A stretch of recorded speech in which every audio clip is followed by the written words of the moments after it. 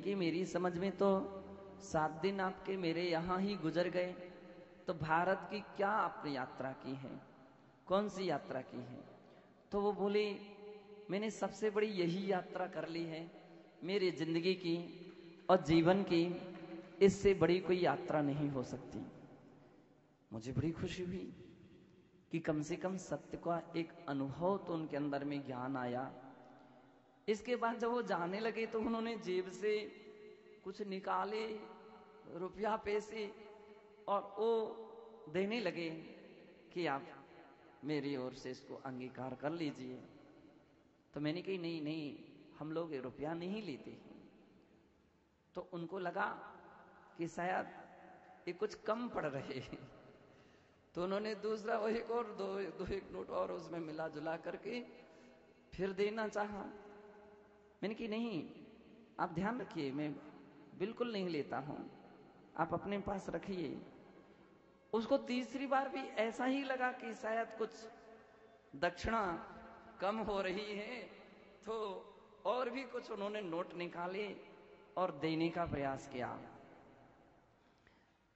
फिर मैंने उस गाइड को बतलाया कि आप उनको समझाओ कि ये साधु हैं, महाराज हैं, दिगंबर साधु लोग, ये कभी रुपया पैसा स्वीकार नहीं करते हैं।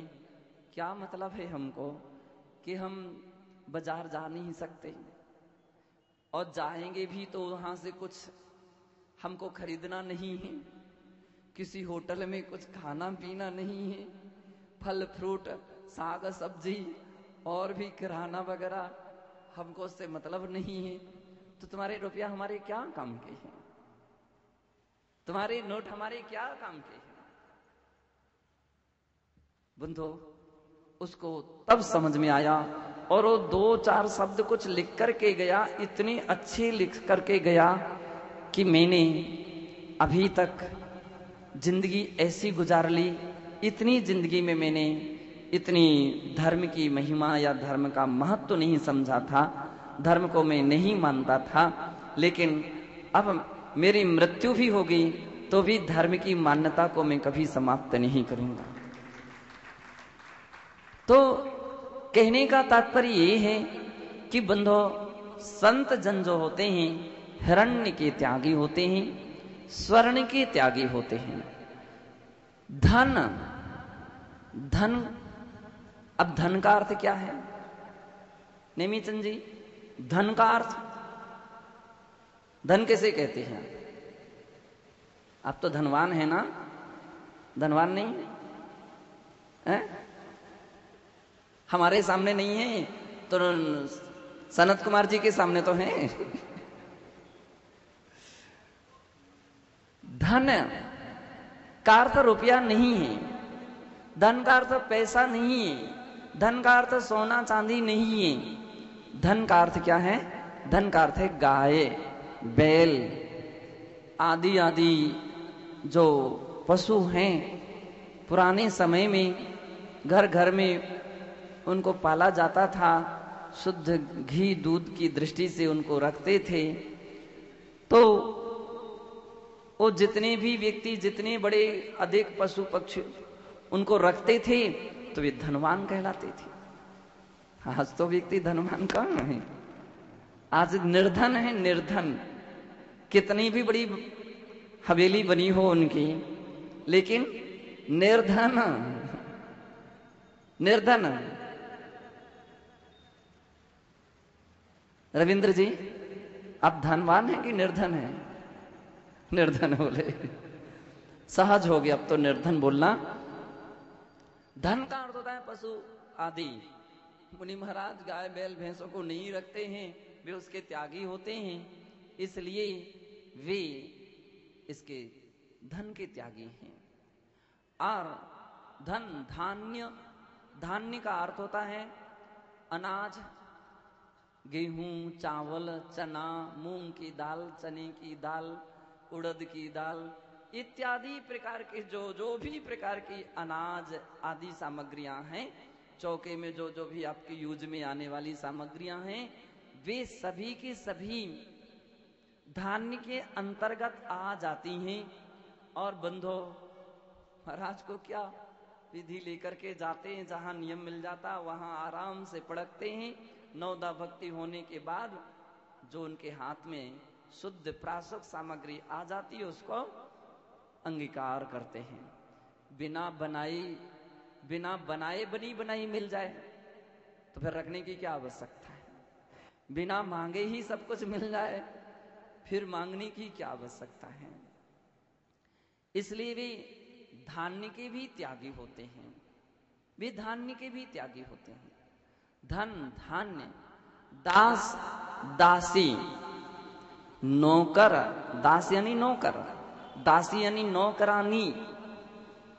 साधु संत नौकर नहीं रखते हैं, साधु संत नौकरानी नहीं रखते हैं। क्यों? यदि हम रखने लग जाएं तो फिर वेतन कौन देगा? फिर तो वेतन के लिए पैसे की जुगाड़ लगानी पड़ेगी और उसके लिए बिजनेस व्यापार करना पड़ेगा और उन सब के लिए फिर तो यथा तथा भव, यथा तथा जैसी अवस्था बन जाएगी। तो इसलिए बंधो वे कोई भी नौकर नौकरानी नहीं रखते हैं। अभी आप सोचते हैं अरे इतने सारे नौकर यहां पर लगे हैं, ये किसके लगे हैं? तुम्हारी समिति के होंगे, महाराज के कोई नौकर नहीं है। वेतन आप देते हैं तो वो आपके नौकर हैं, आपके दास दासी हो सकते हैं। संतों के कोई भी दास दासी नहीं होते हैं। संत उनसे रहे परे होते हैं। कोई मांगने लग जाए, एक बार ऐसी स्थिति बन गई कि हम लोग विहार कर रहे थे और विहार करते करते एक ऐसे स्थान पर पहुंच गए, एक ऐसे अवसर आ गया कि वो जो विहार कराने वाले थे वो कहीं गैप होने के कारण से घर चले गए और उनको विलंब हो गया आने में। अब कर्मचारी बराबर उनके हिसाब से काम करते गए।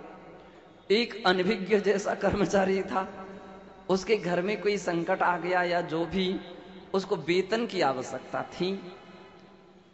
अब कहूं तो क्या कहूं, किससे कहूं, कैसे कहूं। अब उसके लिए कोई उपाय ना मिला तो डायरेक्ट हमारे पास आ गया। उसने कहा महाराज श्री हमारे पिताजी बीमार हैं।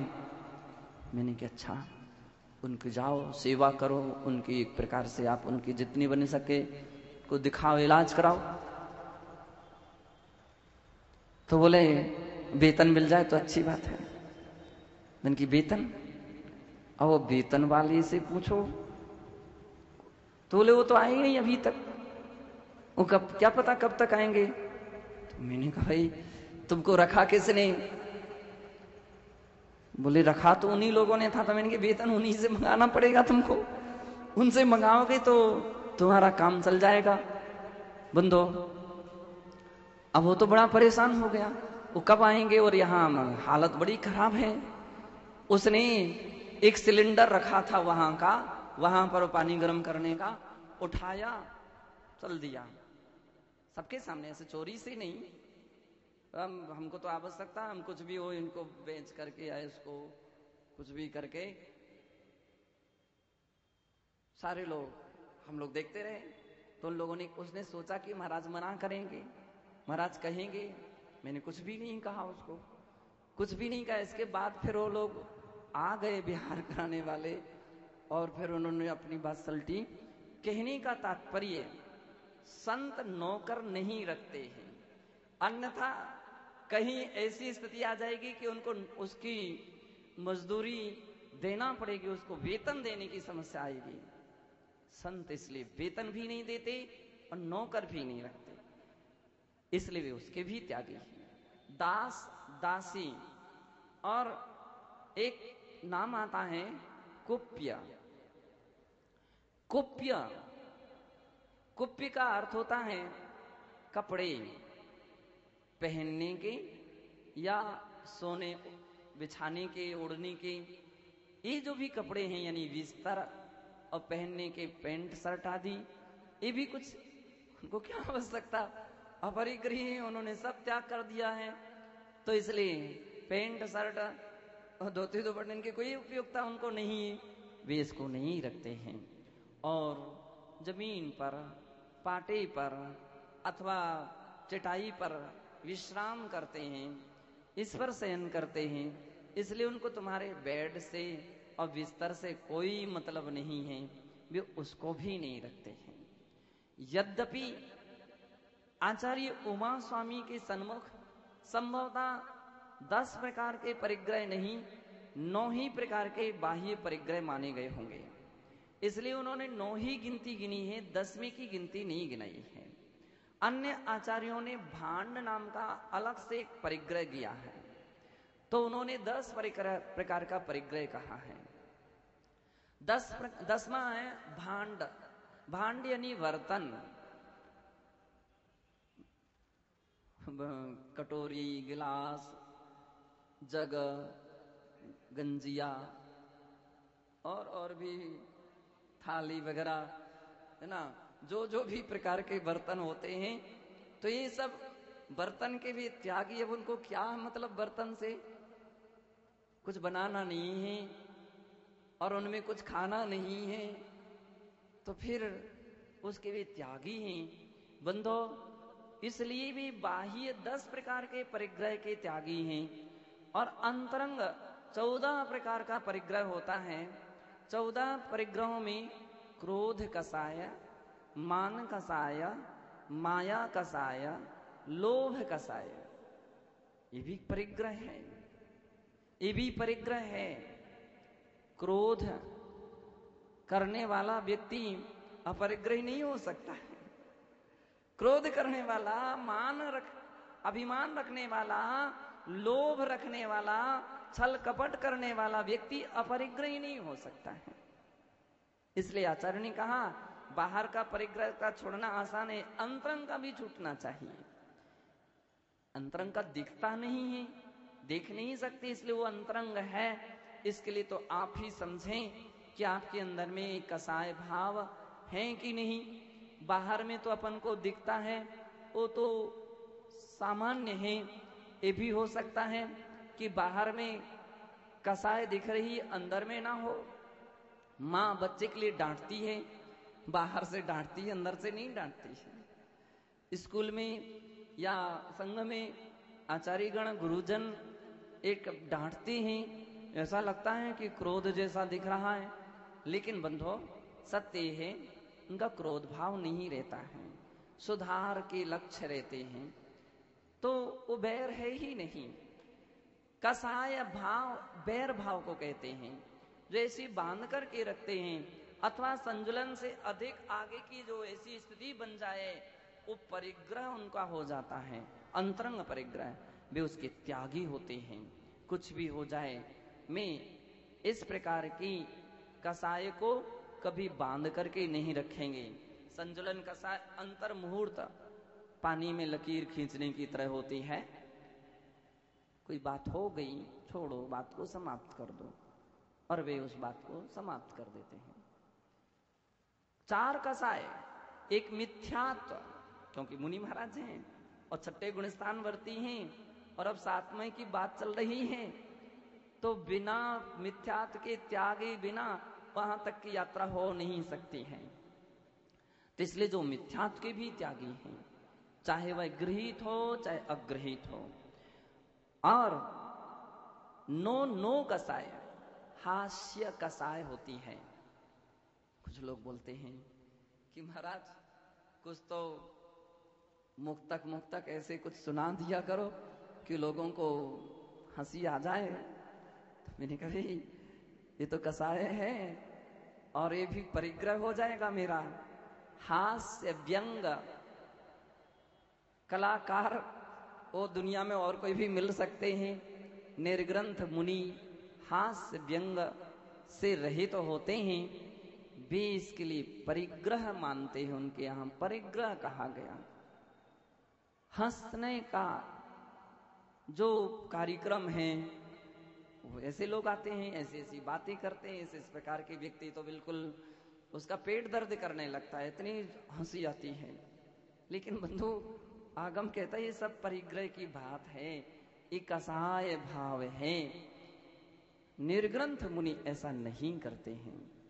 हास्य कसाय के त्यागी हैं।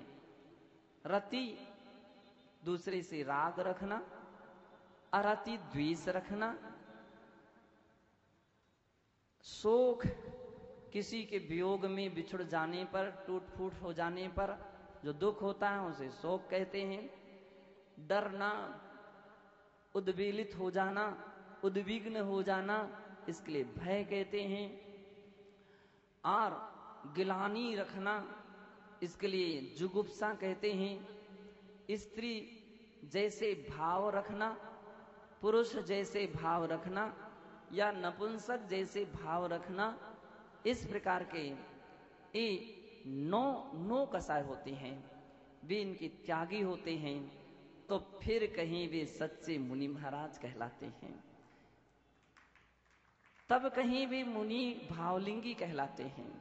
और आप उन्हें कहते हैं कि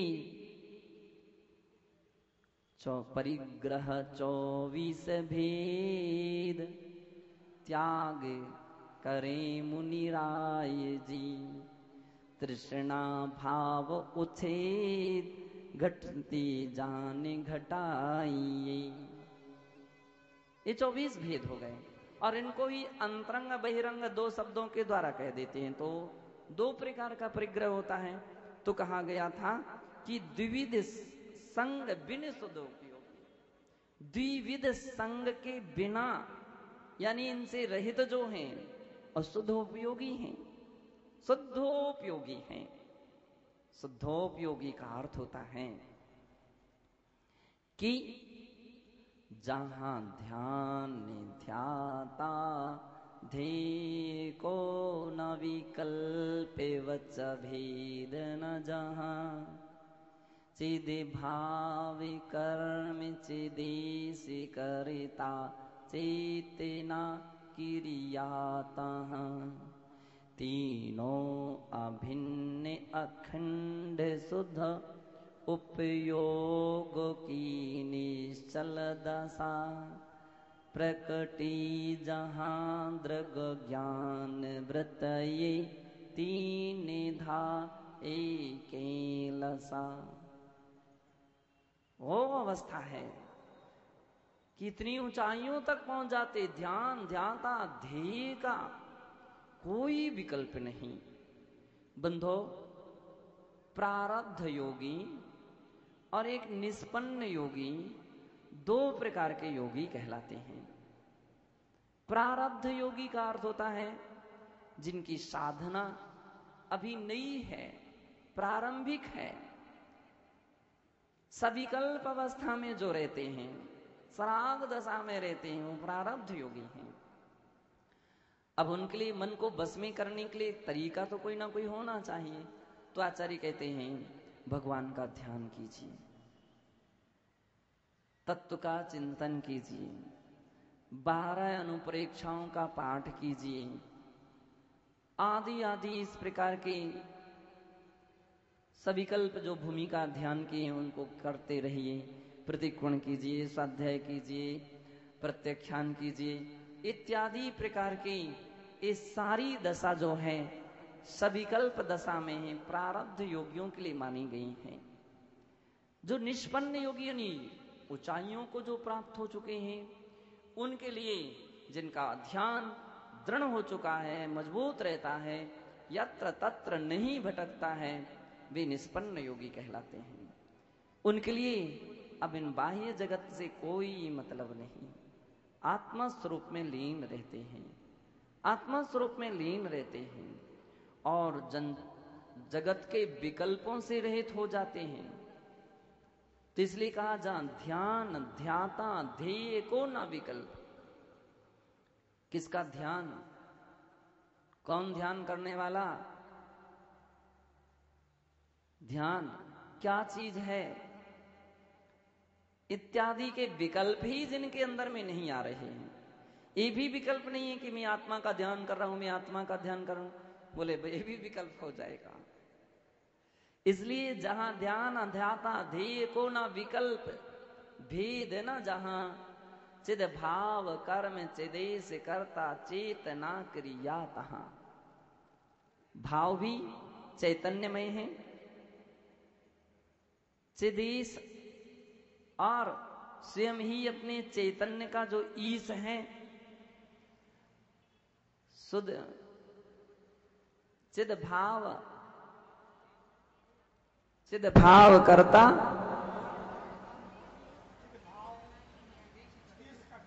चिदेश करता। तो इस प्रकार के कोई जिसमें विकल्प नहीं, मैं चिदेश हूं कि मैं चैतन्य का करता धरता हूं, कोई विकल्प नहीं है। वो शुद्धोपयोग की दशा है। आचार्य भगवान कुंद कुंद देव ने प्रवचन सार की 14वीं गाथा में सुविदित पयथ शुद्धो संजम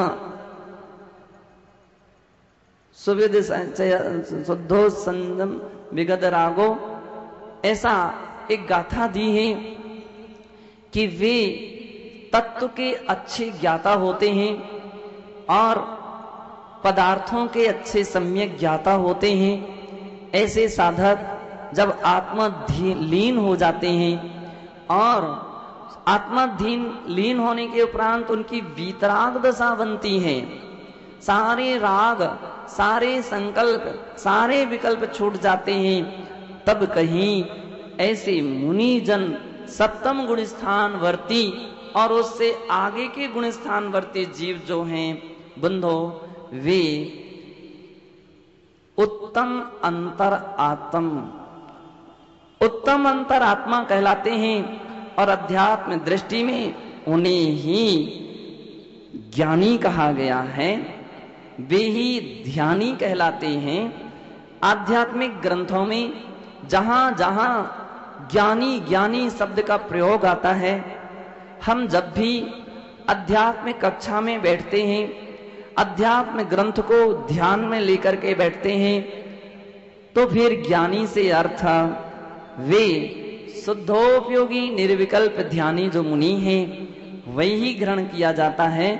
तो बंधो वे उत्तम अंतर आत्म ज्ञानी कहलाते हैं।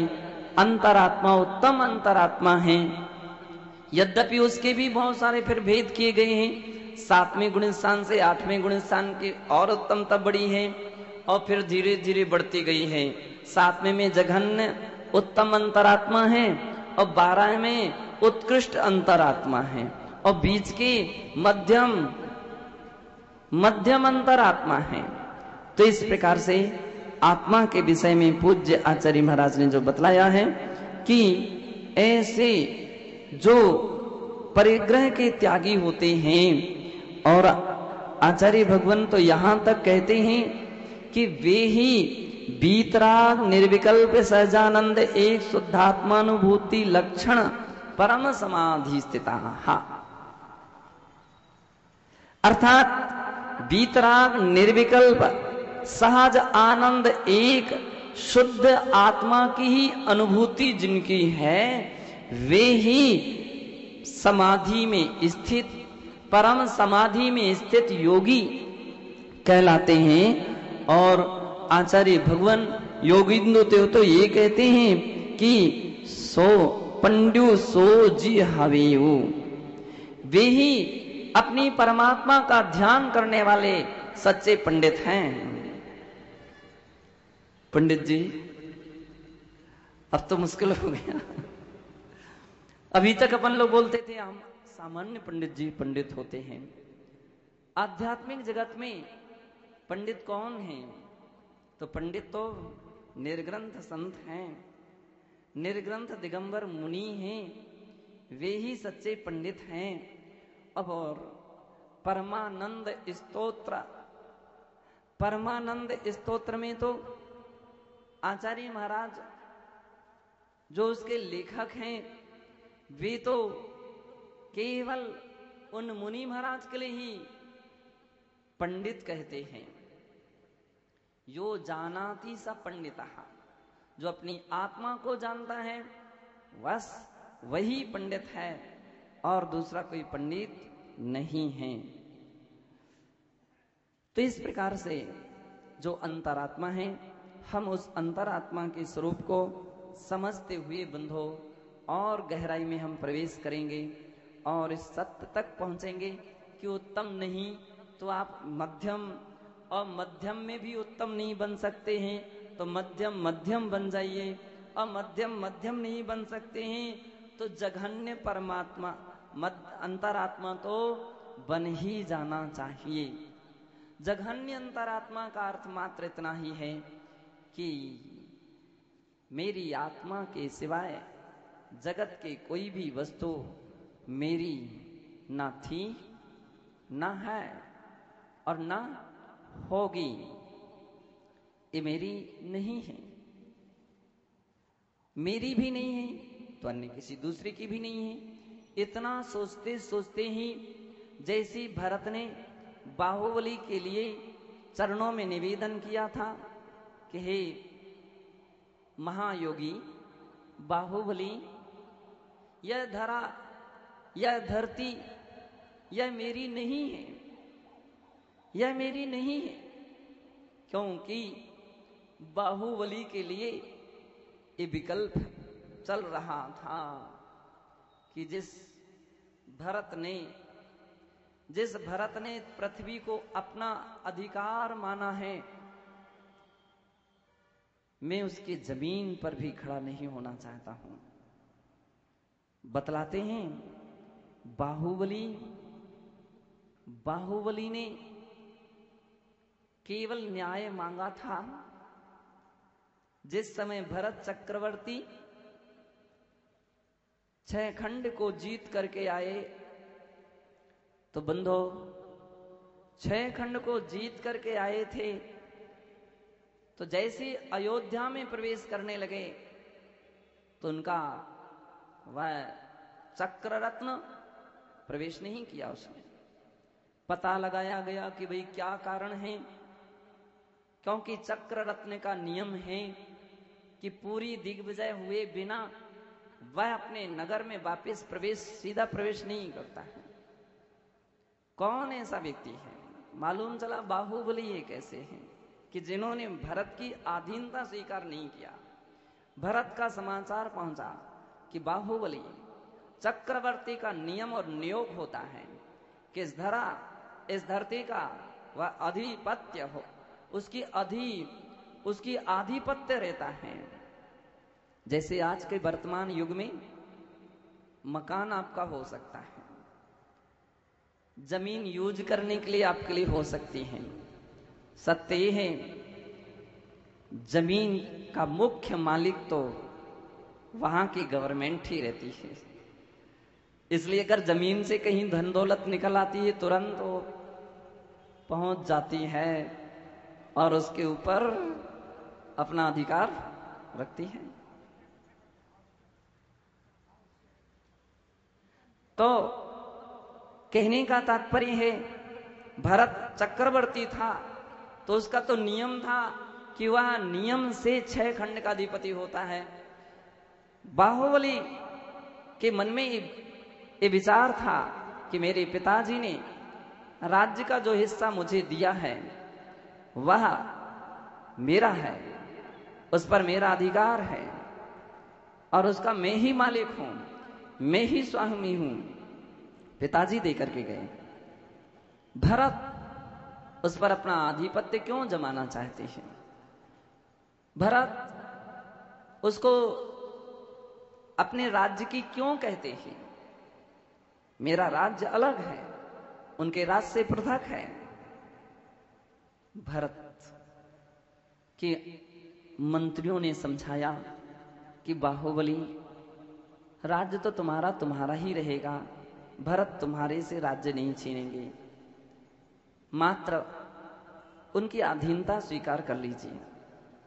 बाहुबली आखिर वो भी तो क्षत्रिय थे, मैं किस बात की अधीनता स्वीकार करूं? यद्यपि भरत मेरे बड़े भाई हैं तो बड़े भाई के नाते मेरा सिर उनके चरणों में झुका हुआ है, लेकिन भरत यदि अपने राज्य के अभिमानवश मुझे झुकाना चाहें तो मेरा सिर कभी नहीं झुकेगा और मैं उनकी कभी भी अधीनता स्वीकार नहीं करूंगा। और यदि वे जब बलात् हमारे ऊपर अधिकार जमाना चाहते हैं तो सारी संग्राम भूमि में आकर के खड़े हो जाए। यहां बाहुबली ने भी, भरत ने भी ललकार लगा दी कि यदि बाहुबली अपनी अधीनता स्वीकार नहीं करेंगे तो इसका जवाब संग्राम भूमि में ही मिलेगा। और बंधो, दोनों विशाल सेनाएं आमने सामने आकर के खड़ी हो गईं, जैसे कौरव और पांडवों की भाई भाई के झगड़े थे और दोनों सेनाएं खड़ी थीं। यहां भरत और बाहुबली भी भाई भाई और दोनों सेनाएं आमने सामने खड़ी हो गईं। मंत्रियों ने विचार किया कि तो दोनों चरम शरीरी हैं, का कुछ नहीं बिगड़ने वाला है, जनहानि व्यर्थ में होगी। और सलाह करके, क्योंकि मंत्रीगण समझदार होते हैं, उन्होंने सलाह करके भरत और बाहुबली से सन्मुख प्रार्थना की कि आप दोनों चरम शरीरी हैं, आप दोनों का कुछ भी नहीं बिगड़ेगा तो प्रजा का बिगड़ेगा, सैनिकों का बिगड़ेगा, उसकी हानि होगी। इसलिए अच्छी बात है, जय और पराजय का ही निर्णय होना है तो आप दोनों में होना चाहिए, हम दोनों में होना चाहिए। और उसके 3 दंड रखे गए, जल युद्ध, मल्ल युद्ध, दृष्टि युद्ध। तीनों युद्धों में बाहुबली की जीत हुई थी, भरत चक्रवर्ती का पराजय हो गया था। हुंडाओ सर्पणी काल का प्रभाव कि आज तक जहां चक्रवर्तियों का पराजय नहीं हुआ, लेकिन उस समय उनका पराजय हुआ था। बंधो, भरत उस वक्त सब कुछ भूल गए और आवेग में आकर के बतलाते हैं कि उन्होंने चक्र रत्न को हाथ में ले लिया और अपने भैया के लिए छोड़ दिया। जैसे ही चक्र छोड़ा, चक्र तद्भव मोक्षगामी जीव का चरम शरीरी का वध नहीं करता है, अपने कुटुंबियों का नहीं करता। बहुत सारी विद्याएं हैं, उनके सबके नियम हैं। परिक्रमा लगा करके वह चक्र बाहुबली के ही पास खड़ा हो गया। बाहुबली ने यह दृश्य देख करके उनको वैराग हो गया। धन बड़ा नहीं, भाई बड़ा होता है। और धन के लिए भाई के लिए मारने के लिए तैयार हो जाए तो मुझे इसे राज्य से धिक्कार हो, मुझे ऐसा राज्य नहीं चाहिए। अब बंधो, वे वन की ओर निकल गए थे और उन्होंने निर्ग्रंथ दीक्षा धारण कर ली थी। 12 वर्ष तक वे भरत की जमीन पर खड़ा होना ही तो बहुत दूर रहा। 12 महीने तक वे अंगुष्ठी के बल पर खड़े रहे, ऐसा भरतेश वैभव में उल्लेख मिलता है। केवल अंगुष्ठी के बल पर, पैर भी नहीं रखना चाहते थे वे तो उनकी जमीन पर। लेकिन अब इसके आगे तो कोई उपाय नहीं था।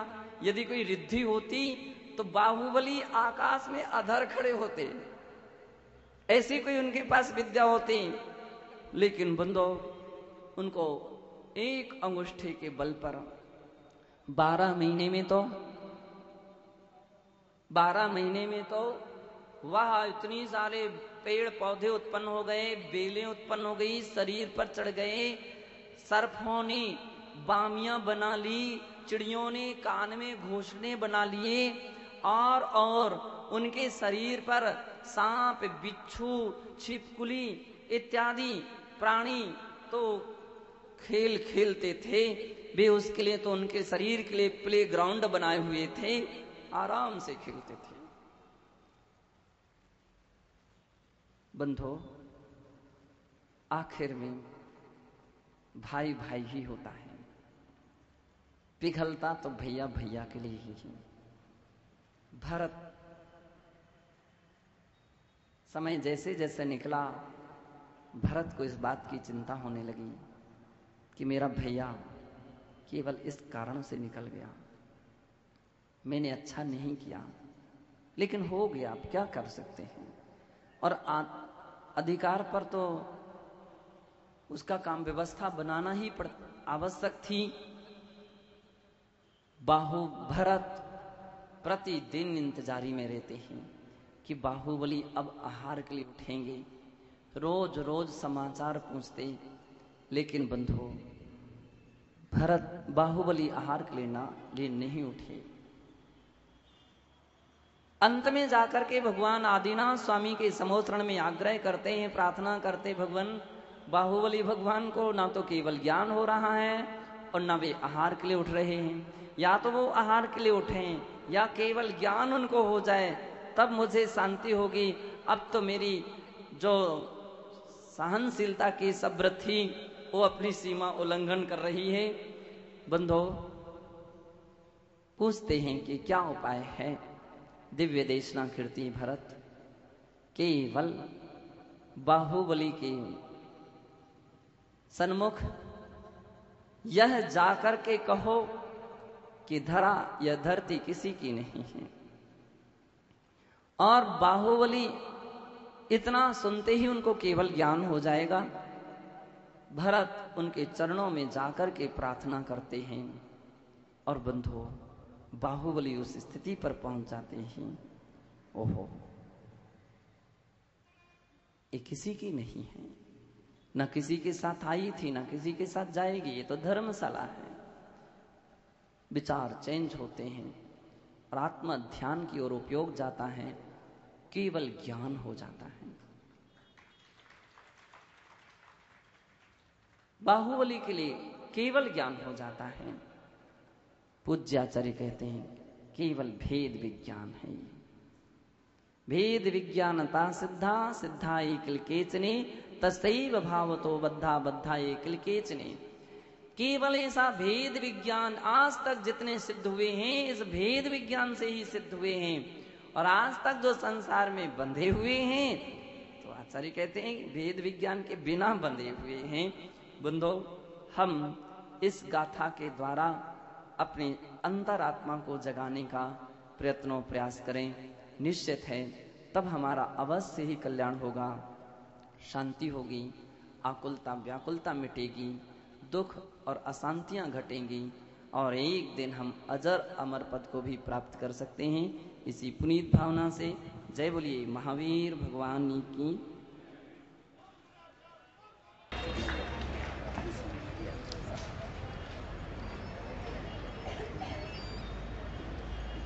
और चातुर्मास व्यवस्था समिति से श्रीमान बालकृष्ण जी बानवाला साहब, श्रीमान साथी परम पूज्य गुरुवर अधिक से इन 10 दिनों के अंदर 10 लक्षण पर्वतारोहण पर्यूषण पर स्वयं लें और किसी को प्रेरित भी कर सकते हैं। आप किसी भी तरह से आप इसमें सहयोग कर सकते हैं, स्वयं बैठकर कर सकते हैं। साथ ही अभी इसमें भोजन व्यवस्था एवं वस्त्र की व्यवस्था के लिए एवं भोजन की व्यवस्था के लिए कुछ ही नाम शेष रह गए हैं। जो भोजन व्यवस्था में सहयोग देना चाहें 25,000 रुपए की राशि जमा कर पुण्यार्जन कर सकते हैं।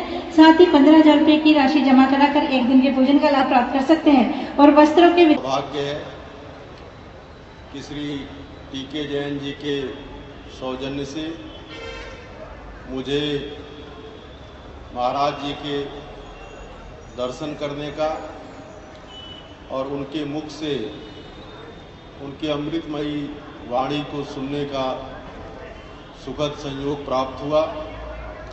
मैं इसके लिए आप सभी को हृदय से धन्यवाद देता हूं।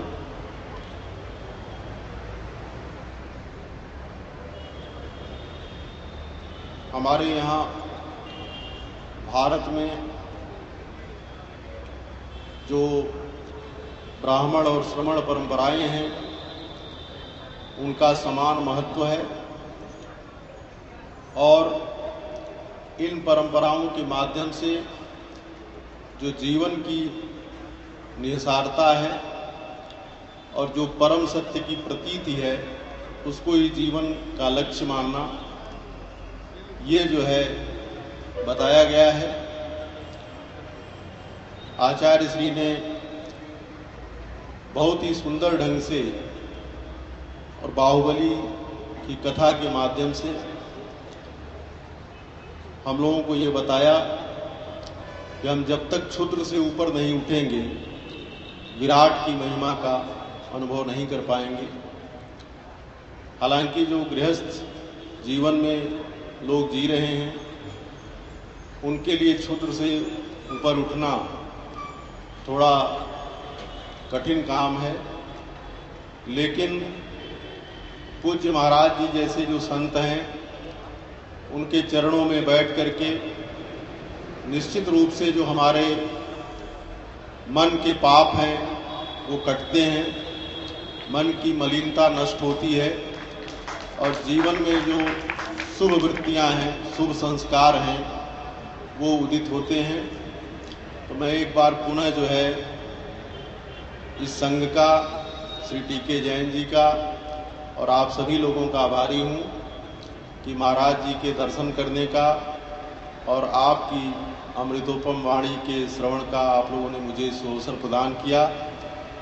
और महाराज श्री से भी हमारी यही प्रार्थना है कि हम सभी जयपुर वासियों को समय समय पर आपका उपदेश, आपका सानिध्य और आपका आशीर्वाद प्राप्त होता रहे। धन्यवाद। महिला मंडल होते हैं, नवयुग मंडल होते हैं पूरे जयपुर में, उनमें झांकियों के लिए और जो उनके यहाँ 10 दिन में जो कार्यक्रम होते हैं उसके लिए पुरस्कार वितरण का सम्मान समारोह रहता है साल का एक बार, कि साल में एक बार उसका कार्यक्रम करते हैं। और कोशिश ये थी कि वो 10 वर्ष पहले ही करते हैं। अभी परम सौभाग्य है कि आचार्य जी यहाँ पे मौजूद हैं, तो आज सभी मंडलों का यहाँ पे हमने उनको इन्वाइट किया है। शाम को सम्मान समारोह है और आचार्य जी की आरती के बाद वो कार्यक्रम रहेगा बधाई निश्चय में। तो आप सभी उस कार्यक्रम में आमंत्रित हैं और साथ में उसके बाद में धार्मिक हवज रखी गई है महिलाओं के लिए, सभी के लिए, जो जिससे निःशुल्क बहुत बड़े बड़े इनामे भी हैं महिलाओं के लिए, सबके लिए। तो एक बार सभी से निवेदन, सभी लोग इस कार्यक्रम में जरूर शरीक हो। धन्यवाद। जय जिनेन्द्र।